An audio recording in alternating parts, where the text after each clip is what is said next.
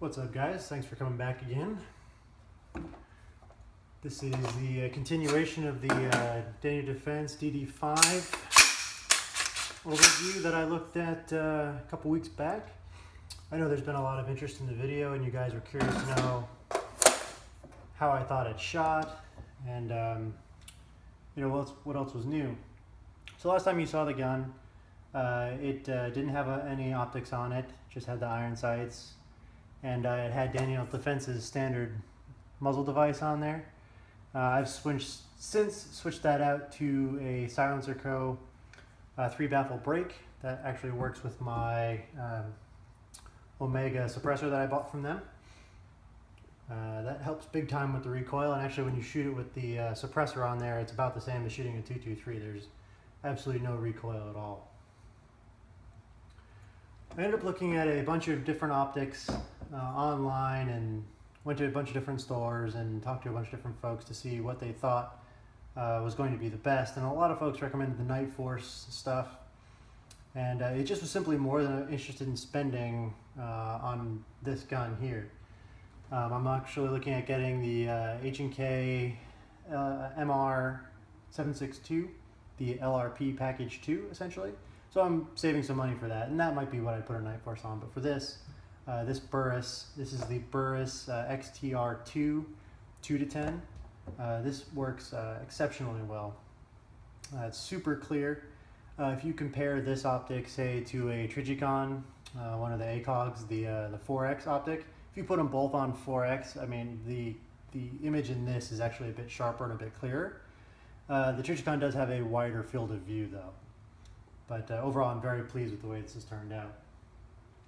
The gun itself shoots exceptionally well. I've put probably 400 rounds through it at this point. Really, the only wear on the gun, of course, is the redirector of the empty casings here. It's got a little copper on it, but other than that, the gun is shot remarkably. I had one misfeed, probably 20 rounds in. I don't know what the story with that was, but just had a double feed, pulled it out, cleared it, put the mag back in, not had a problem since. So I'm guessing it was just part of the gun breaking in and wearing in and getting ready to go.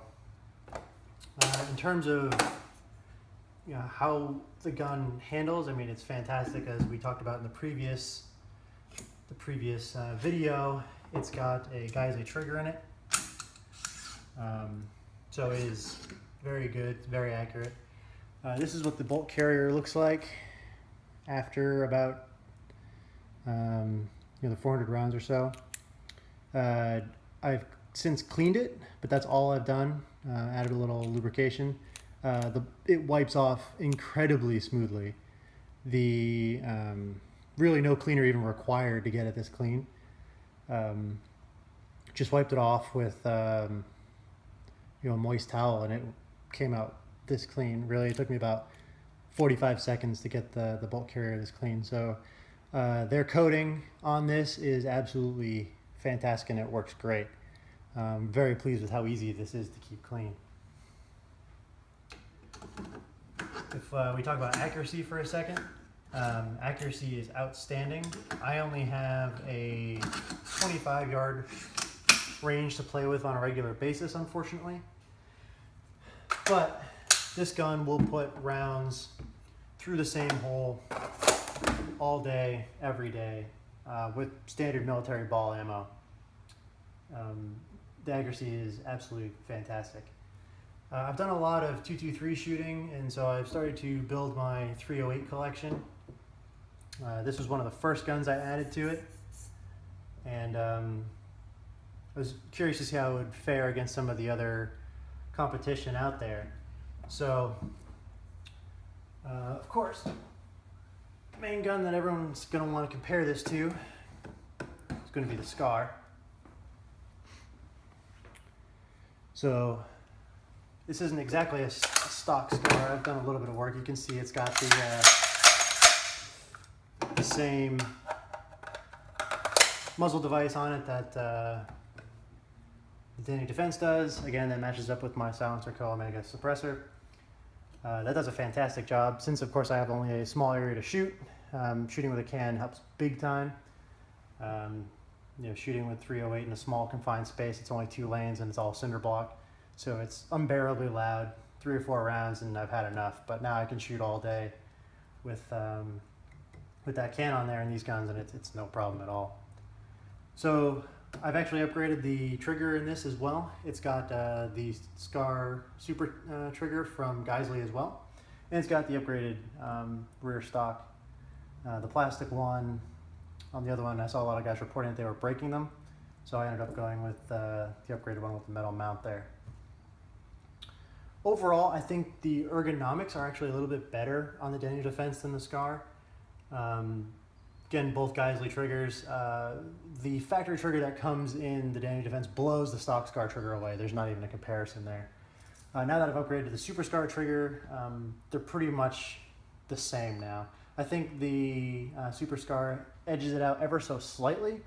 I'm sure if you stepped up to an enhanced Daniel or Geisley trigger, they'd be on par. In terms of accuracy, I found that the Daniel Defense was slightly more accurate with the ball ammo that I was using. The Scar would, you'd have the bullet holes touching, but the Daniel Defense had no problem putting them just through the same hole over and over and over again. When it came to weight, they were actually pretty close. The Daniel Defense with a loaded magazine and my Omega suppressor on it was 9.5 pounds. The Scar was ever so slightly heavier, at around 10.1 pounds. The Burris optic, though, that did add a ton of weight. This gun went from being, you know, a little bit heavier than a standard AR to being much heavier with that Burris optic on there. So something to keep in mind if you're planning on, you know, treating this as not a DMR rifle or something similar. You definitely want to go with a lighter optic. That's what I did with the Scar here. That one's just wearing a Vortex PTS 1-4 in a Vortex mount. So I've kept the weight pretty light on this one, and this one I've let get a little bit heavier. But overall, they're both very good. I think if I were going to have to only have one rifle, I'd probably go with the Daniel Defense, and I wouldn't just have this optic on it. I'd probably move the Vortex over to it. That seems to do pretty well. I really like the ergos on this. I like the way it feels when I'm shooting it. I like being able to get all the way out on the rail when I'm shooting. I'm not one of the guys that holds up close here. I end up holding way out here, so having the rail that extends the full length really works well for me. Also, the fact that it uses SR25 mags is a big benefit, right? Yeah, at $40 a pop, these Scar mags are expensive. You don't want to drop it. You don't want to lose it. You know, God forbid it breaks, and there's some kind of event where you're not able to, you know, get these pretty easily. The SR25 mags are pretty ubiquitous, so it's not too hard to come across any of those, right? So, you know, in the event that something were to, you know, happen, WROL, whatever it might be, this was probably the gun I would go for. Nothing against the Scar, I absolutely love it, but if I have to, you know, rely on the gun to save my life, and you know, it's easier to come across parts for these, and it's going to be the Scar, at least in my opinion. So I'm sure everyone's seen one of these. The other .308 battle rifle that I've been comparing it against is the Kel-Tec RFB, bullpup style rifle. The RFB have a love-hate relationship with this gun. I love bullpups. I think the concept is awesome. The fact that it's a Kel-Tec, though, it hasn't been the most reliable gun, at least to start. I got it, the gas system wasn't set up right. From the factory, it was short stroking or completely failing to eject the empty shell. Shell casings actually come out the front on this gun, so just was having all kinds of problems. Got the gas system dialed in. Now it works well enough. I actually had a 3-baffle brake on this one as well to shoot with the can. I ended up taking it off to put on something else. But this is the other gun I've been comparing the Daniel Defense to. And of course, the Daniel Defense wins hands down against this. The ergos are interesting on this, right? It's a bullpup. Y'all understand how that works. Essentially, the barrel starts here, so I still have a full 18-inch barrel, but you know, it starts back here. just the reliability and track record of this gun just hasn't been great. I've put probably 250 rounds through it now without many issues. Now that I got the gas system dialed in, but to get there was a complete pain in the rear, and I'm really not interested in dealing with that or doing anything else to this gun.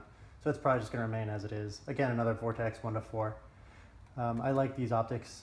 They seem to work pretty well. They're good value for money, and they're pretty rugged. When I was setting this gun in, it actually fell off the table. I don't know, it was a little bit shorter than this desk here, onto a concrete floor. Optic first. The mount didn't sustain any damage. The optic has a couple small scratches right there. Otherwise, did pretty well. So I'm pretty impressed with the Vortex stuff. So yeah, hands down, this Danny Defense is a fantastic gun for the money. I would certainly buy this gun again. I wouldn't hesitate to buy it again. I'm really interested to see how it compares against the MR762. That will be my next big purchase, but that'll take me a little while to save up the money for that. So in the meantime, if you come across one of these and you're on the fence, highly recommend it. The gun has been fantastic, so definitely check it out.